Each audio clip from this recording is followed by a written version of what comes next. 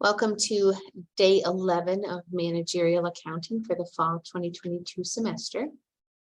As we look at the calendar for this week, most of you have completed exam 1 and submitted that. If you did not submit the exam, you should have received a notice from me through Starfish reminding you that it was overdue and asking you to reach out to right away with a plan for how you're going to get back on track for this class, or if you want to talk about your options for this class.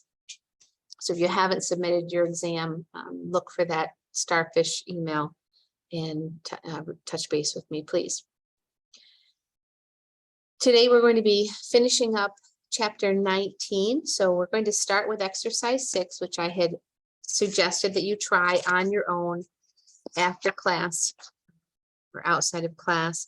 The last time, it is the reciprocal services method. I told you last class that is not on the exam, but it is the extra credit for the exam. And so for our second exam. So I would encourage you to try that, be comfortable with it. And so for that reason, we will do exercise 6 together. Then we're going to shift to the second portion of the chapter, which is about joint cost allocation, where costs are shared by multiple products until a split off point. And then what do we do? How do we take those joint costs and allocate them? We'll be looking at a few different ways, all of which are acceptable. As we've talked about several times already, many of the techniques that we're looking at in this class are for internal reporting and decision-making purposes only. It doesn't change anything about the total costs that are reported on our external financial statements. And so there aren't necessarily wrong ways of doing what we're doing here with support department allocation, joint cost allocation. There are ways that might be better or worse for your particular circumstances in your company. But when we look at multiple ways of approaching the same problem, any one of them can be perfectly acceptable for your external reporting. So it's really a decision looking internally of which one of these methods or approaches is going to help us make better internal management decisions for our company. Which one, for example, is going to help us understand the true nature of our costs to make particular products. And that can help us with setting appropriate pricing and making other product related decisions. So we'll be finishing chapter 19 today. And so by the end of the day today, you should be ready to submit the chapter 19 exercises. And then on Thursday, the chapter 19 problem would be due. And we'll be looking at chapter 20 starting on Thursday. So our second exam, looking ahead, I know you just finished the first exam, but our second exam is going to be coming up in just a couple weeks. It will be due on October 23rd, and that exam covers only 3 chapters. So chapter 19, the one we're doing right now, and then chapter 20 that we'll finish next week, and 21 the following week. We do have a day off from class coming up. So next Tuesday, not next Tuesday, the following Tuesday, October 11th, we will not have class. There are no JCC classes October 10th or 11th. So as you're looking ahead, plan for that. No, this class will not meet on October 11th. None of your classes will meet the 10th or the 11th. Before we go into exercise 6, then, is there anything that anyone wants to talk about?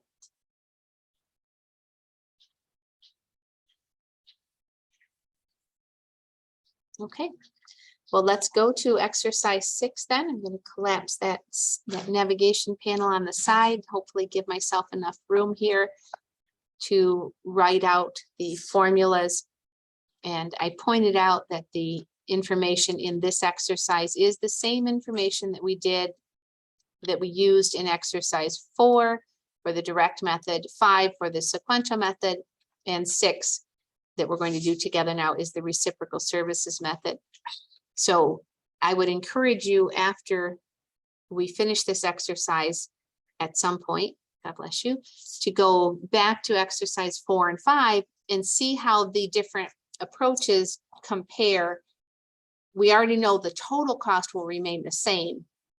The question is how, in this case, how we divide those support department costs of janitorial and cafeteria between the 2 production departments of cutting and assembly. And so what you'll see is that it's a little bit different, or maybe even a lot different between the 3 methods, but in total, again, the cost remains the same. So any one of these approaches is perfectly fine. As I explained last class, reciprocal services is definitely the most involved, complicated of these. It becomes incredibly more complicated, more complex as we add additional support and or production departments. So much so that we could not in class do this approach or use this approach if we had more than 2 support departments. So the only way we can do this is by having just 2, because of the mathematical complexity of having multiple variables beyond just the 2 that we're looking at here, janitorial and cafeteria.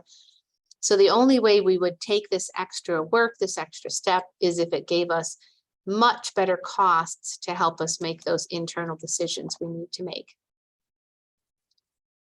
So we know that the idea of reciprocal services is that we allocate cost from each support department to every other department, including other support departments. We contrast that with what we looked at last week with the direct method, where no support department is allocated to any other support department, and then the step down or sequential approach, where we start out allocating whichever department we choose to begin. We allocate to every other department, including support departments. But then, so if we allocated janitorial first under the sequential approach, we would allocate it to cafeteria, cutting, and assembly. But then cafeteria would only be allocated to the remaining departments. So the direct approach, the sequential approach, can be used with any number of support and or production departments. As I already explained, what we're doing here can only be used when we have, for us, for basic mathematical approach, we can only use this with 2 support departments, because we are not equipped to handle more than 2 variables. So let's go ahead with our reciprocal services method and allocate janitorial and cafeteria to every other department. And what we're asked to show at the end is just how much was allocated to cutting and to assembly. So because we're just doing this as a review, we're not going to go through all of the additional steps. We are only going to show what's needed for this exercise. So janitorial is going to be allocated based on square footage, and we are going to allocate, box up here, we are going to allocate janitorial to cafeteria, cutting, and assembly. And then we're going to allocate cafeteria, and the cafeteria is based on number of employees, and we're going to allocate the cafeteria costs to all 3 of the other departments.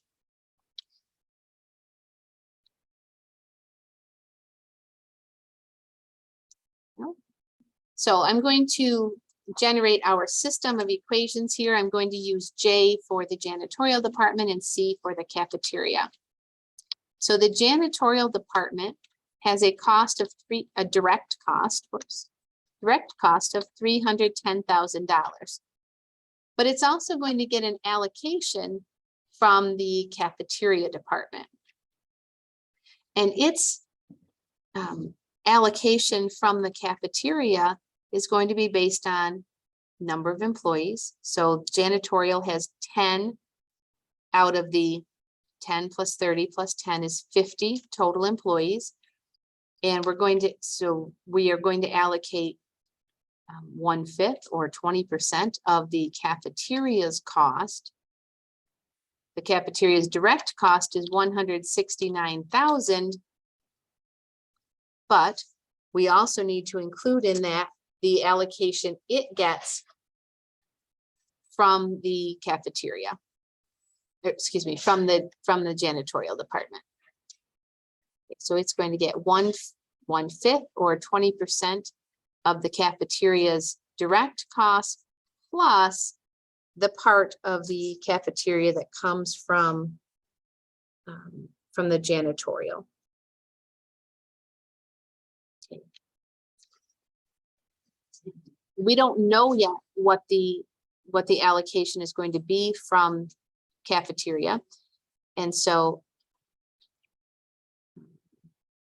let me see the best way to do this. We don't know yet how much the cafeteria is going to get from janitorial. And so I'm just going to call that C. We don't know yet how much that's going to be. That's going to be our next equation. The total for the cafeteria is the direct cost of $169,000 plus the allocation cafeteria gets from janitorial. The janitorial is allocated based on square footage. And if we add up that box on square footage, allocating to cafeteria, cutting and assembly, that's 5 + 1 + 4 is 10,000 square feet. And the cafeteria represents 5,000 of the 10,000 square feet. And again, the direct cost of janitorial is 310,000, but we don't know yet how much it's getting allocated from cafeteria. And so I'm just going to use that J variable to represent the full allocated cost of the janitorial department. So is everybody okay with how we set up those formulas?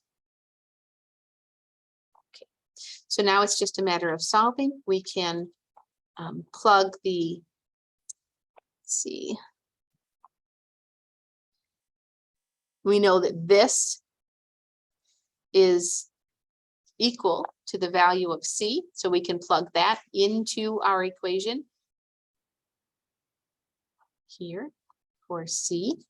And then we will have just one equation, J equals 310,000 plus 1/5 or 20% or 0.2, all of those mathematically are the same number, times, and here's where we're substituting in everything in that red box, 169,000 plus 5 out of 10 or 50% or 0.5 times J. So I just plugged into our first equation, the equivalent for C, and now we just need to solve. So the next thing I want to do is get rid of this 0.2 in front of the parentheses. I'm going to distribute within the parentheses that 0.2. So 0.2 times 169,000 is 33,800. So what does that mean? That's if the cafeteria department wasn't getting an allocation from janitorial, if it was just the straight or the direct cost of the cafeteria, 169,000, 20% of that would be allocated to janitorial. But the second part is, yes, but we're also going to allocate part of the cost of janitorial to cafeteria. We need to take that into account. 0.2 times 0.5 is 0.1, so 0.1, 0 times J. Okay, so I've eliminated those parentheses by distributing the 0.2 to each term within the parentheses. And now I can continue to simplify, combine like terms. So I can combine my two constants and I can subtract 0.1 J from each side.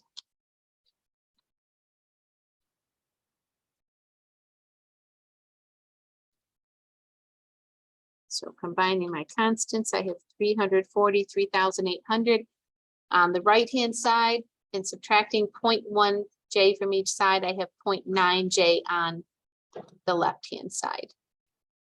The last step then is to get J by itself. So I'm going to divide each side by 0.9.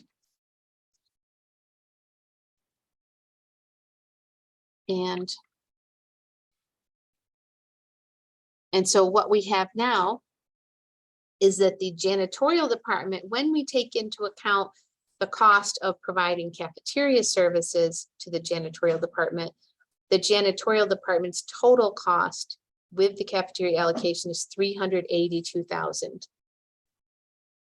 So we can now allocate the janitorial department to cutting and assembly and fill in our first blanks here in the problem.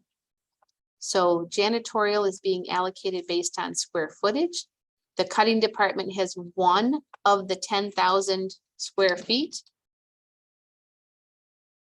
So it's 1 out of 10 or 1/10 or 0.1 times the fully allocated cost of 382. So this is for janitorial. So that would be 1/10, whoops. 1/10 of 382,000 would be 38,200. And for assembly, 4 out of 10, or 0.4 times 382,000, the total cost. We're going to allocate 152,800 to the assembly department. And I should probably put that formula up here. Assembly is 4/10, 4 out of 10,000, 4,000 out of 10,000, or 4/10 of the total.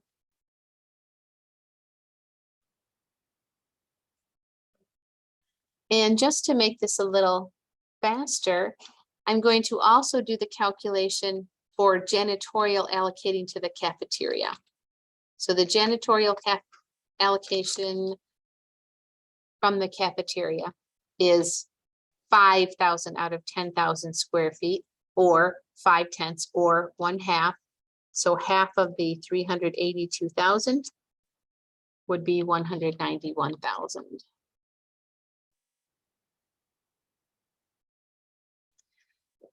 So now we can find the total cost for the cafeteria,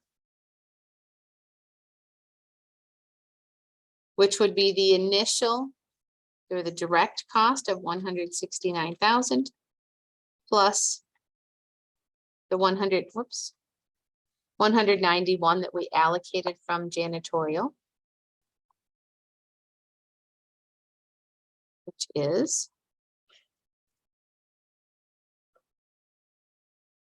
360,000. And we can do our final step from there. The cafeteria department is allocating based on number of employees. So for the cutting department, the allocation from cafeteria, the cutting department is 30 out of the 50 employees times the full cost. Whoops, missed a 0. There we go.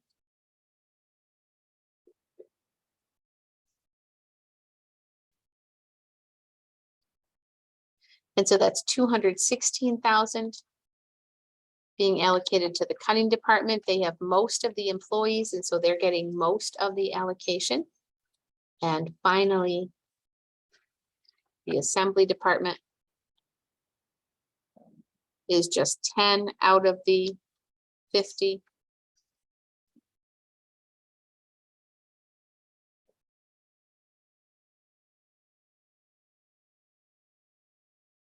Which is 72,000.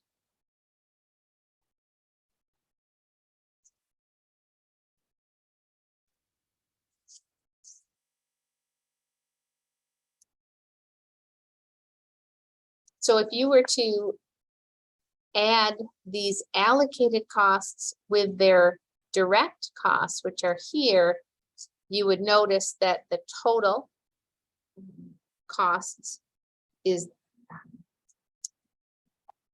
is the same as if we added all 4 of these. And I showed you that with exercise 3 in class last time. Questions, anybody about this exercise, about the reciprocal services approach? And obviously it's a little bit more complicated mathematically, but it does take into account, it does recognize that all support departments may provide support to all other support departments. And so again, if you compare what we have here to what we calculated for exercises 4 and 5, you'll see that they're at least a little bit different. And in general, we can be more confident that these costs represent our true costs of producing, and so might be a little bit more valid for internal decision-making processes. If we find that they're not substantially, or in accounting terms, materially different, then we don't need to go through the extra time and effort and work involved in using this more complex approach.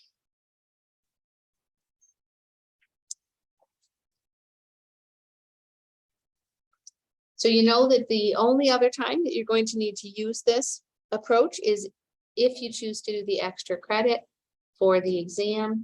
And if I can help answer questions about that in any way, please just let me know. But if there aren't any questions now, we're going to keep moving. And as I said, we're going to be shifting to a bit of a different topic, which is not support departments, but joint cost allocation. So when we are making a product where maybe the raw material is shared among multiple different products, how do we take that original upfront cost and allocate it to the resulting products? So our remaining 4 exercises, if I just scroll through these, you'll notice each one of the 4 remaining exercises is about joint cost allocation, and each one of these represents a different method or a different approach. Physical units, weighted average, market value at split off, and net realizable value method. The 4 of these are going to seem similar. And as I said, any one of these 4 is acceptable. The total cost remains the same regardless of which method we use. And so a business is going to use the one that they think best represents their costs as far as decision making goes. So we'll start with physical units. Boarded Incorporated produces the following types of 2x4x10 wood boards: washed, stained, and pressure treated. These products are produced jointly until they are cut. One batch produces 45 washed boards, 35 stained boards, and 20 pressure treated boards. The joint production process costs a total of $710 per batch. And so that $710 is not the full cost of producing washed, stained, or pressure treated boards necessarily. They produce, and this doesn't tell us, well, if I add those up, 40, 80. So it produces, in this case, their batch produced 100 boards. They made the determination to pressure treat 20, stain 35, and wash 45. It may be that all 100 boards were washed, and then some went on for additional work to be stained or to be pressure treated. So what we're talking about is only the costs that are up to, we have 100 boards, now what do we do with them? Should we wash them, stain them, or pressure treat them? Okay, so this is not the full cost of pressure treating a board or staining a board. This is just the cost for getting them to be, look, it's a board in 2x4x10. Now what do we do with it? So this is not part of the question, but let me in case you're wondering, well, how do they know whether they're washed, stained, or pressure treated? Which one should they do? My assumption is the distribution between wash, stain, and pressure treat is based on what they need to support their sales. Okay, so in some cases, and we'll see exercises like this, in some cases, the output is based on characteristics of the product. I think for this exercise, though, it's pretty clear that the distribution or the segmenting of wash, stain, pressure treated is based on not something about the board, but what can they sell or what do they need for their customers. The physical units method, I would suggest, is definitely the easiest of the methods. It is a total of $710, it tells us, to produce the 100 boards. And so that would be $7.10 per board.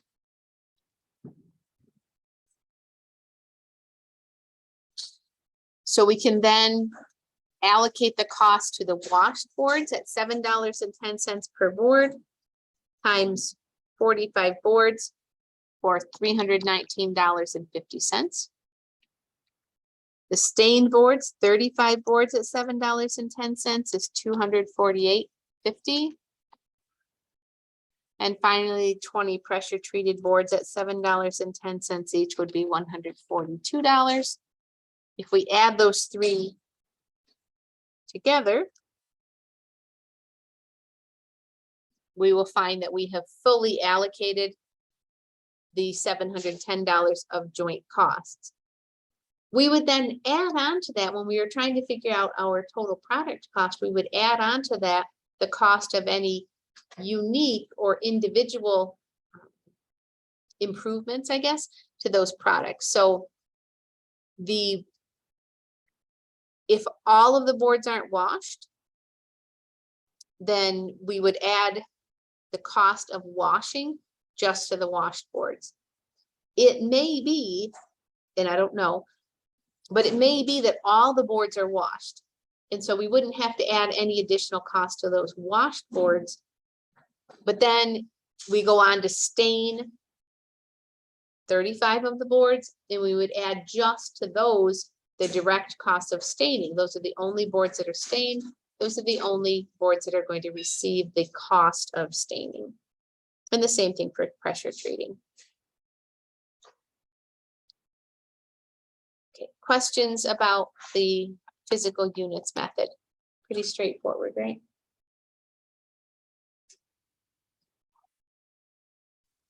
Okay.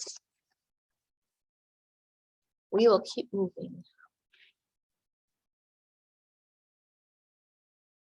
And we'll go on to our second method, which is the weighted average method. So when we have costs that are incurred jointly or together, it may be that some of the resulting product actually takes more work and therefore should be allocated more of the cost. Another consideration, in that last exercise, we saw we had 100 boards, and we said they're basically the same board, and then we do something else with it. We wash it, we stain it, or we pressure treat it.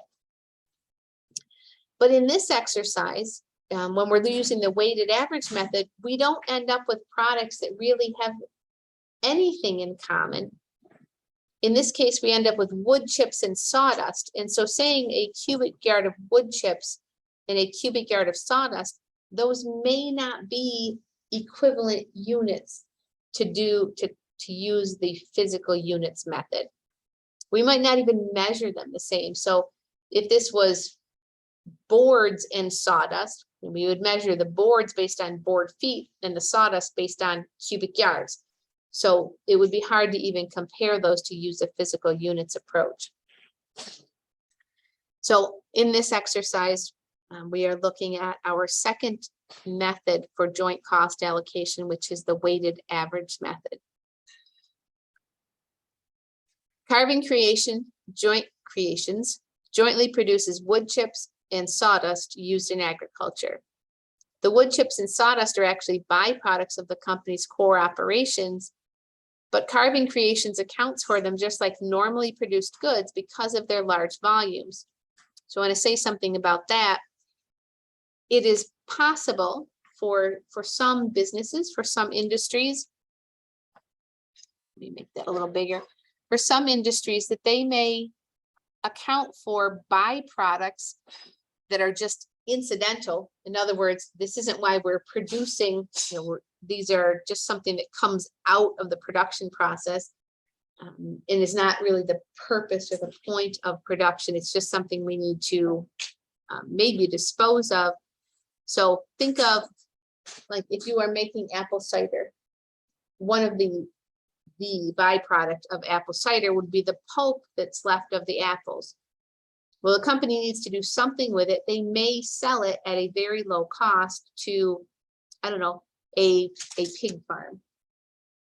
In that case, the apple pulp isn't the purpose. The purpose is to create cider. The apple pulp is a byproduct. And sometimes, if it's not a large volume or not a large revenue producer, they may actually just use the revenue from that byproduct as a reduction in the overall cost. In this case, they're telling us that they account for them just like normally produced goods because they have so much of it, because it is actually generating an appreciable amount or a material amount of revenue for the organization. So the way we are doing this is not the only way of accounting for byproducts. So one jointly produced batch yields 3,000 cubic yards of wood chips and 10,000 cubic yards of sawdust. And the estimated cost per batch is $21,400. However, the joint production of each good is not equally weighted. Management at Carving Creations estimates that for the time it takes to produce 10 cubic yards of wood chips in the joint production process, only 2 cubic yards of sawdust are produced. So I'm going to set up a table here. I'm going to use what they already have for us. I'm just going to continue. I don't really want that to be red, but just going to continue that line and set up a table here for us to be able to do this calculation. So let's start with the production of sawdust. How much, I'm just going to call it quantity. How much of each do they produce from one batch? So it's 10,000 cubic yards of sawdust and just 3,000 cubic yards of wood chips. But in the same time, in that same time frame, it tells us the last sentence, in the time that it takes to produce 10 cubic yards of wood chips, so I'm going to apply a weight of 10 cubic yards to the wood chips, we produce only 2 cubic yards of sawdust. And so we're going to apply a weight of 2 to the sawdust and 10 to the wood chips. So to keep going, we can now weight those quantities, weighted, that up a little bit. I'm going to call this weighted quantity. So 10,000 times 2 is 20,000, and 3,000 times 10 is 30,000. I'm going to go ahead and add those together to get a total of 50,000 weighted cubic yards. Once we apply the weights based on the actual production,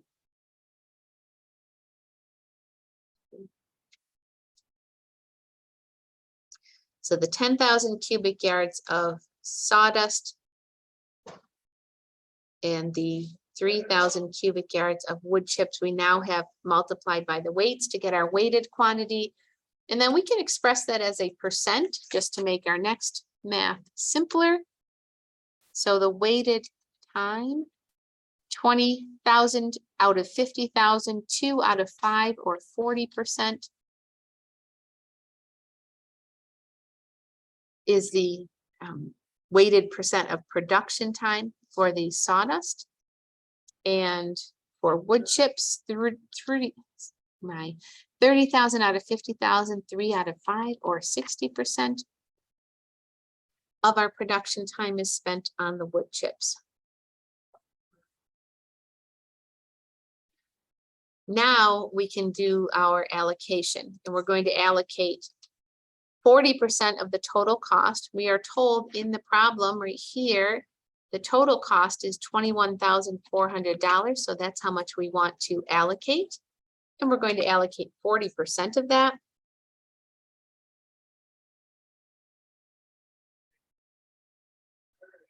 Or $8,560 to sawdust. And the other 60% will be allocated to the wood chips. For $12,840.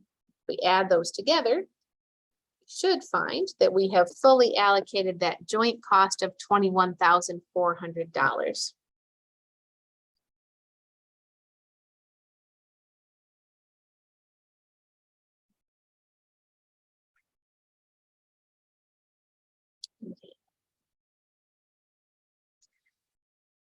We could have, for this exercise, because they did use the same units, cubic yards of measurement, we could have used the direct approach or the physical units approach. I just want to show you what that would look like since we do have time to do that. I'm just going to over here on the side show you the physical units. If we had chosen to use the physical units approach, which would be perfectly acceptable and fine, we would have said, well, there are 13,000 cubic yards total. That's right here. So if we used physical units, that would be this quantity column. And this is not asked for in the exercise, but I just want you to see for the sake of comparison. So 10 of the 13,000 units are sawdust. So 10 divided by 13 times the $21,400 total joint cost. We would allocate $16,460, just rounding off, $2 to wood chips. And then wood chips would be, or sorry, to sawdust, excuse me. And then wood chips would be 3 out of the 13,000. 3/13 of $21,400. Again, just rounding off would be $4,938. And so you can see that using the physical units method for this particular company, Carving Creations, for these two jointly produced products, would result in costs for sawdust and wood chips that are very different. Okay. In the time that we produced 10,000 units of sawdust, we produced only 3,000 units of wood chips.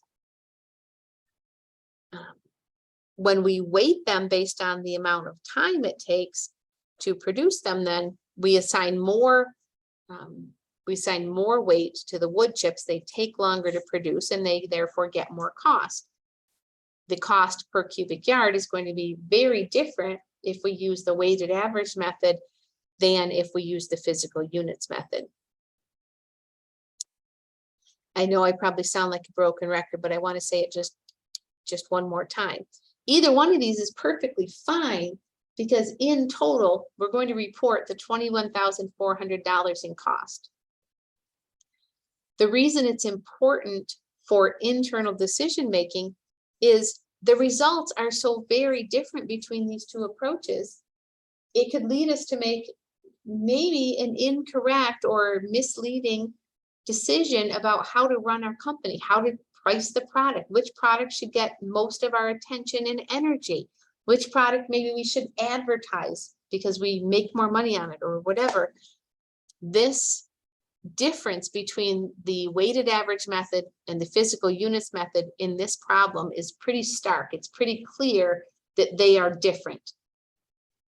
And so management needs to decide which one of these is better. Obviously, the physical units one is easier. So if using the physical units method allows us to make good business decisions, we don't need to go to the extra work of using the weighted average method. So I'm not telling you one is superior to the other. They're different. They serve different purposes. They're based on different information. And so the one that should be used is the one that allows management to make the best decisions they can.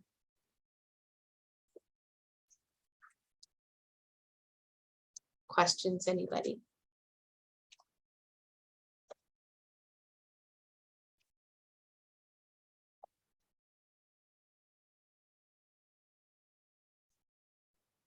Not sure why. So in class this morning, my assignment score never changed from 0. Made me kind of sad. So I'm glad to see that is working again. Everybody's okay with this weighted average? So we, for this class purpose, would not be able to just decide on our own what weights to apply. Just like we were told here, we were given the 10 and 2. Anytime you might be asked to use the weighted average method, you would be also told what the weights ought to be. If you worked for the company and were asked to use this, you might have to determine on your own what's the best way to weight these. Some of it might be, I'm going to say, a little bit of educated guesswork. So you'll notice here it says they estimate those numbers. They estimate the time it takes. And so we might need to be a little bit more creative if we work for the company, but for our purposes, you will always be told what the weights ought to be.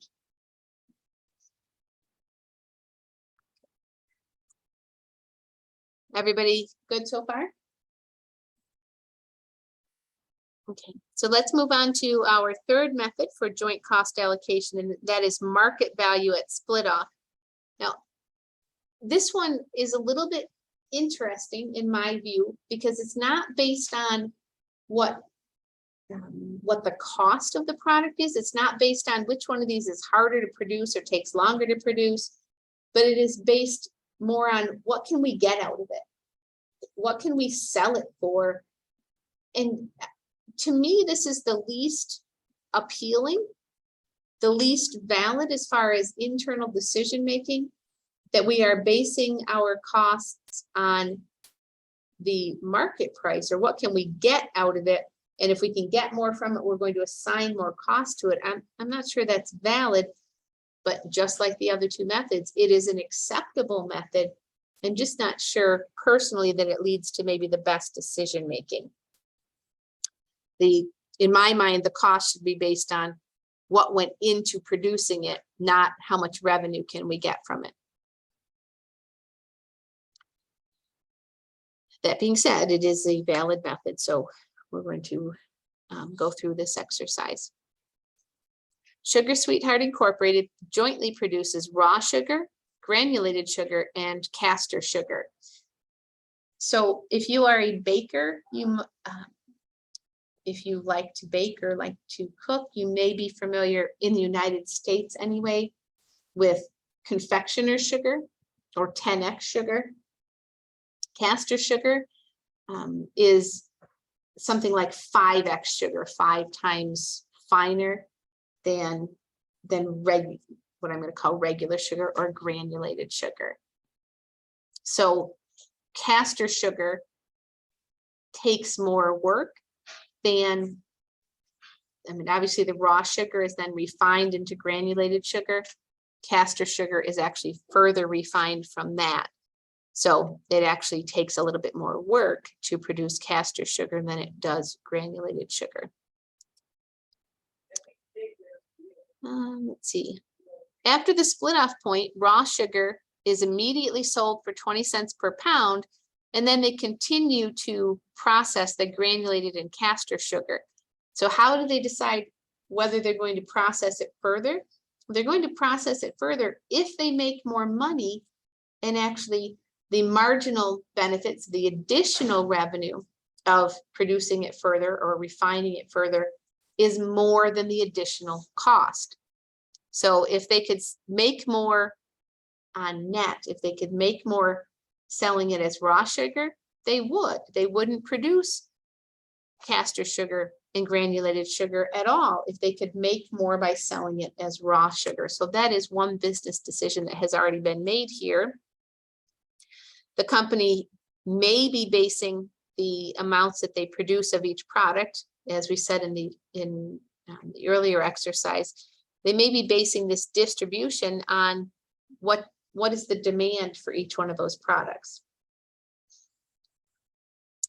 The market value of the granulated sugar and castor sugar is estimated to be 25 cents at the split off point. So we recognize that the market value is going to go up. So at the split off point means we haven't yet done the refining, but we estimate we'll be able to make 5 cents more per pound if we continue to refine it. One batch of joint production costs $1,640 and yields 3,000 pounds of raw sugar, 3,600 pounds of granulated, and 2,000 pounds of castor sugar at the split off point. So we're going to go through the allocation process based on the market value at that split off point.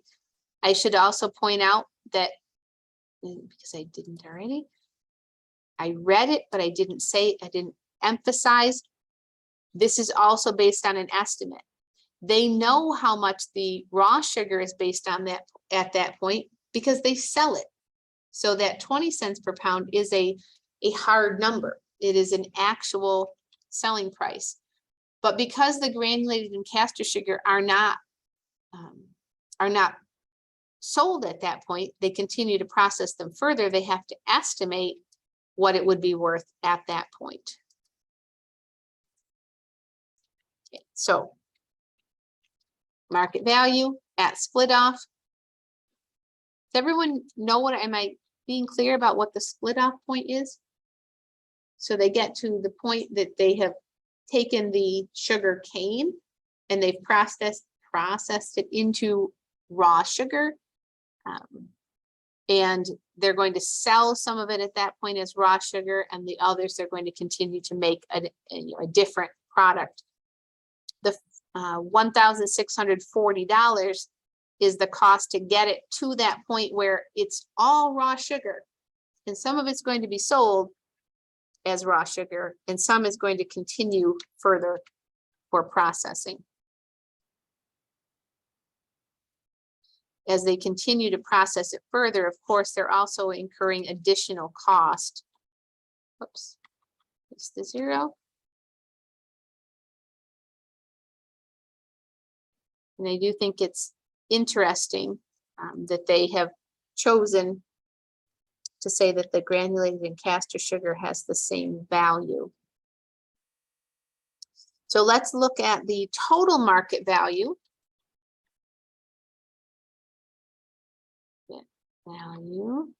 So the total market value is going to be the per unit or the per pound value times the number of pounds that are produced of each.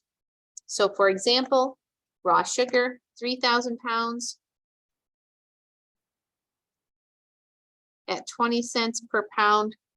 The total market value of the raw sugar would be $600. For granulated sugar, 25 cents per pound times 3,600 pounds would be $900 in total market value. And for the castor sugar, 2,000 pounds at 25 cents per pound is $500.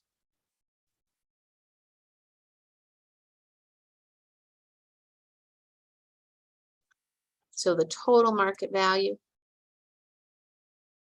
$2,000. $2,000 in total market value.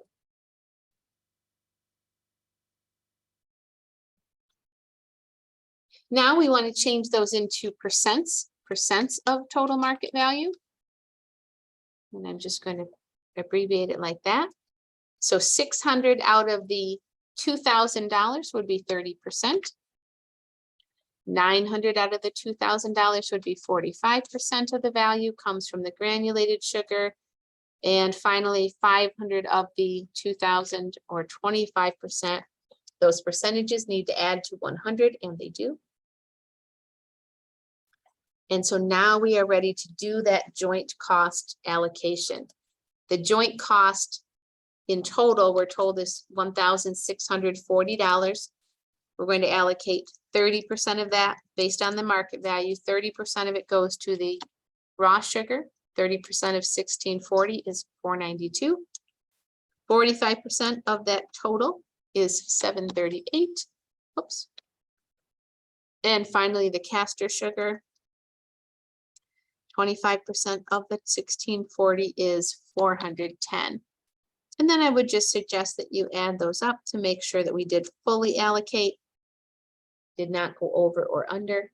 The total of those three is $1,640, as it should be, as it must be. So again, I'm not sold on this approach. It's not in this setting anyway. I'm not sure that the cost should be allocated based on how much you can sell them for, but I suspect that there are situations where this might make sense. I'm just not sure it is wise decision making if we don't know what the true cost of production is. But that's the complication here, is that these costs are all incurred together, so it is hard to know how to split them.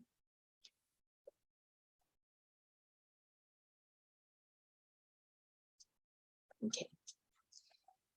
Any questions on that method? Okay. Let me get my green check marks in there. Credit. And we'll move on to the final exercise for this chapter.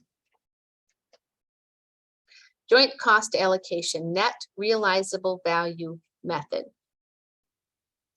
So as I was describing in the previous exercise, when we look at a product like the raw sugar in the previous example, or in this case, they're harvesting trees, and from the trees, they are producing three different products: wood chips, wood pulp, and mulch. The product reaches a certain stage, and then they decide, okay, now what do we do with it? Do we sell it as is? Do we continue refining it? Do we continue processing it? Now, clearly, if continuing to process it made less revenue in absolute terms, if you could sell it at the split off point for, just throwing numbers out here, if you can sell it immediately for a higher price, you would do that, right? If you can sell it for $25 a cubic yard, you would sell it at that point rather than selling it at $22 or $24 down the road, right? You wouldn't put more money into it to get less revenue. You wouldn't incur more expense to get less revenue. If we can sell it for 10 today or 8 next week, we're going to sell it for 10 today, right? Hopefully everybody agrees with that. We know that from that split off point to continue to process it, we're incurring additional cost. And so we do need to be careful to do the analysis to make sure that the extra cost is worth it. To use economic terms, the marginal benefit, that is the additional revenue we get, has to outweigh, has to be more than the additional cost of continuing to refine the product. We wouldn't spend $5 extra to get only 4 more in revenue. We would sell it at the split off point. As I've already pointed out in a couple of these exercises, though, that assumes that there's demand for the product. that assumes that we can sell it at the split off point, and that may not always be true. So let's see what we have here. Nature's Garden Incorporated produces wood chips, wood pulp, and mulch. These products are produced through harvesting trees and sending the logs through a wood chipper machine. One batch of logs produces 20,304 cubic yards of wood chips, 14,100 cubic yards of mulch, and 9,024 cubic yards of wood pulp. So we could, because we have equivalent units, we have the same units of measure, same label, if you will, cubic yards of the product, we could have chosen to use the physical units method for this. If we were given information about how long it takes to produce or the difficulty of producing each one of the products, we could use a weighted average method. The joint production process costs a total of $32,000 per batch. And so it's that $32,000 of joint production costs that we need to determine here. How do we split those, or how do we allocate those among the three products? After the split off point, wood chips are immediately sold for $25 per cubic yard, while wood pulp and mulch are processed further.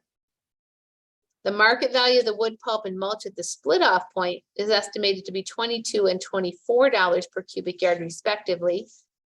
The additional production cost of the wood pulp, the additional production process of the wood pulp costs $5 per cubic yard, after which it is sold for $30 per cubic yard. Okay, so the market value at the time of split off of the wood pulp is $22. We're going to put $5 more into it and then sell it for $30. The additional production process of the mulch costs $4 per cubic yard. So again, the market value at split off is estimated to be $24. We're going to put another $4 into it and then sell it for $32 per cubic yard. So in this exercise, we are using the net realizable value method, which is how much more do we get out of it after we take into account the additional cost. In the previous exercise, the market value at split off, we didn't know, we weren't told, and therefore could not have used this approach because we didn't know how much additional processing costs were going to be incurred. And that's what makes this approach different than what we did in the previous exercise. So let's start with the net realizable value calculation. Let me get my next up here. Okay, so let's calculate the net realizable value first. So we start with the market price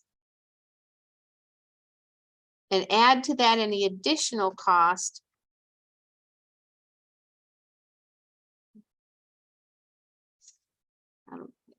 just want to abbreviate this. Now maybe I'll just put separate columns for each one. Okay, let's start with the market price. It might be more straightforward than trying to combine it. So the market price at split off, $25 for the wood chips, $22 for the wood pulp, and $24 for the mulch. Right.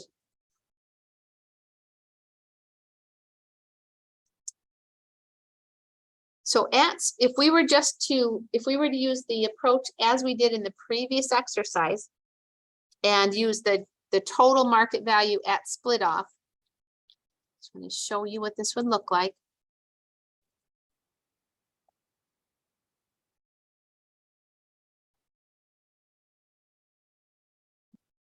So the total value at split off, this is what we did in the previous exercise.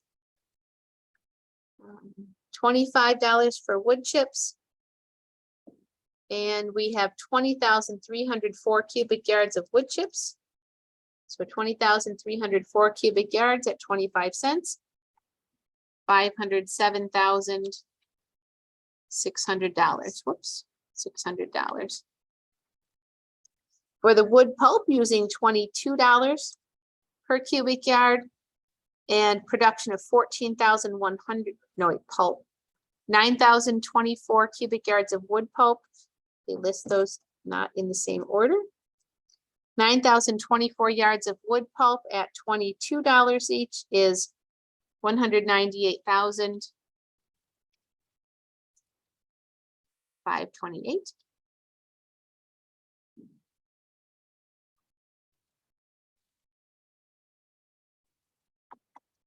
And for mulch, $24 each, and it was 14,100 cubic yards of mulch, 338,400.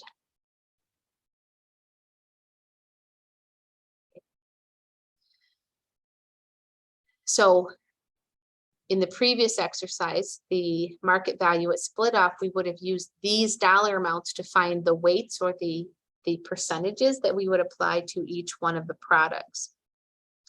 But for this exercise, we are using the net realizable value, which is after the added cost, and taking into account so the higher selling price. So the net realizable value, value. Let's put that up there. Whoops. Okay, so, and I'm going to do the per unit first. So for the wood chips, they're going to be sold right away. And so there is no additional processing cost. The net realizable value is going to be $25 per cubic yard. But the wood pulp and the mulch, we're going to continue to process further. The wood pulp, it tells us that we can sell it for $30 per cubic yard, but it's going to cost $5 more to produce it. And so the net realizable value would be $25. We actually, you'll notice, increase the value of that wood pulp by $3 additional over the value at the split off. The value went up by $8 from 22 to 30, but we put $5 more into it. Does that make sense? Okay. And then we can do the same thing for the mulch. So the mulch, we're going to continue to process. It was worth, or it would be worth, we estimate at the split off, $24 per cubic yard if we just sold it the way it was. But if we continue to process it, we're going to put $4 more into it and sell it for $32 per cubic yard. So 32 minus 4, the net realizable value is $28 per unit. We can then take those per unit costs and multiply by the number of units produced. So wood chips, 20,304. Whoops. Wood pulp, 9,024. And mulch, 14,100.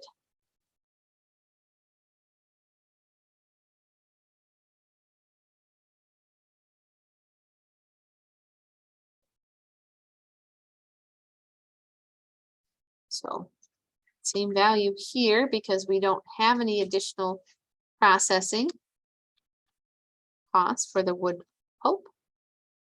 Excuse me, the wood chips. For the wood pulp, $25 net realizable value times 9,024. So the value of that product does go up for us if we continue to process it further.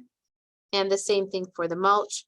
The value does go up. We get more out of it. The marginal benefit, using economic terms, the marginal benefit is greater than the marginal or additional cost.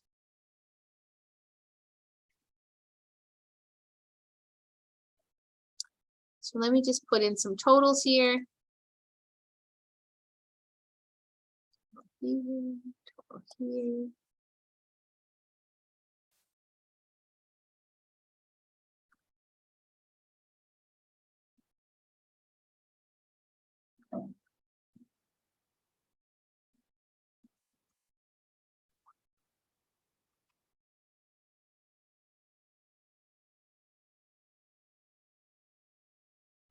And the total over here.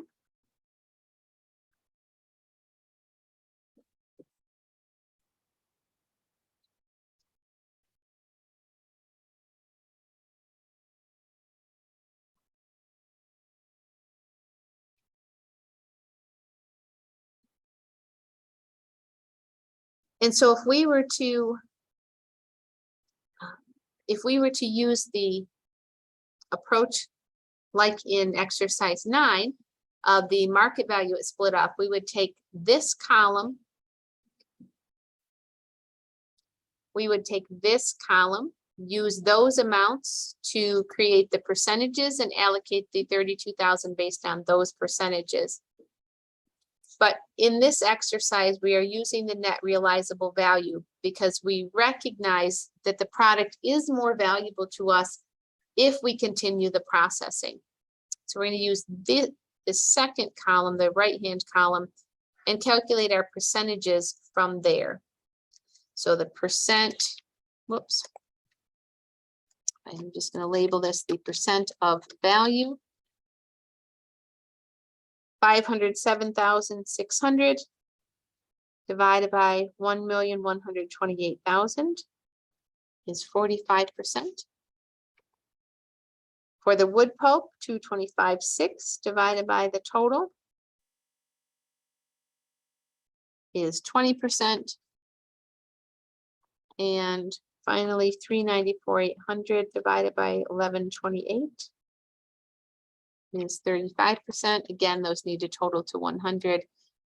Because we have time, just for the sake of comparison, I'm going to put in the percentages if we had used the market value at split off.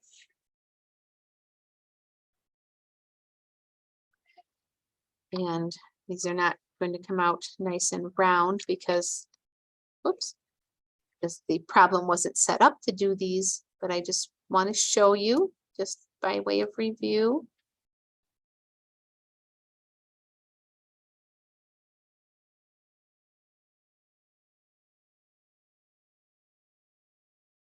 Oops, it's supposed to be 0.0.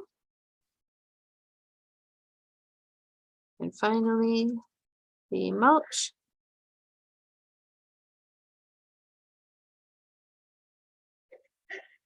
Okay. So I'm sorry, I got those a little bit crowded in there. Let me just drop a line in there to separate those. So you can see that the percentages that we have under the net realizable value method would assign a little bit less cost to the wood chips compared to the market value at split off, a little bit more cost to the mulch compared to the market value split off, a little bit more to wood pulp, because those products are gaining in value as we continue to refine them or process them further. As I've already suggested, I'm not sold on either one of these approaches because it's based on not how much you have in it, but how much you can get from it. However, that might be the best and maybe even the only way they have of getting at this decision-making process. There's not a wrong answer. Any one of these is acceptable. Just doing the allocation now. So we're going to allocate 45% of the total 32,000 to wood chips, 14,400, 20% of the total,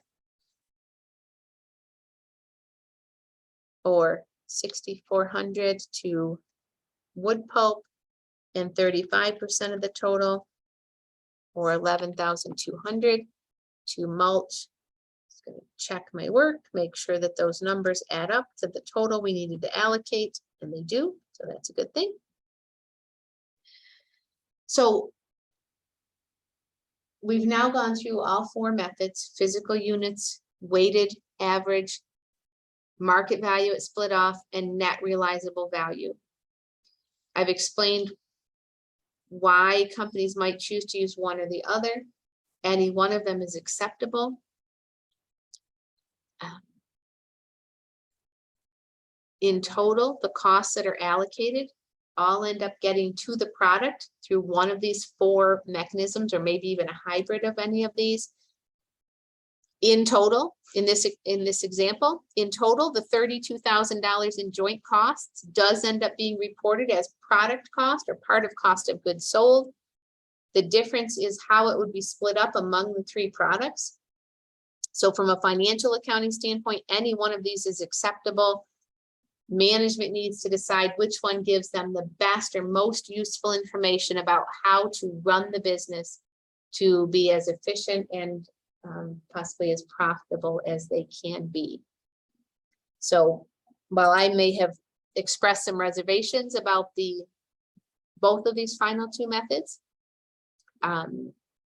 they're both acceptable, but they just might not be the best for decision making.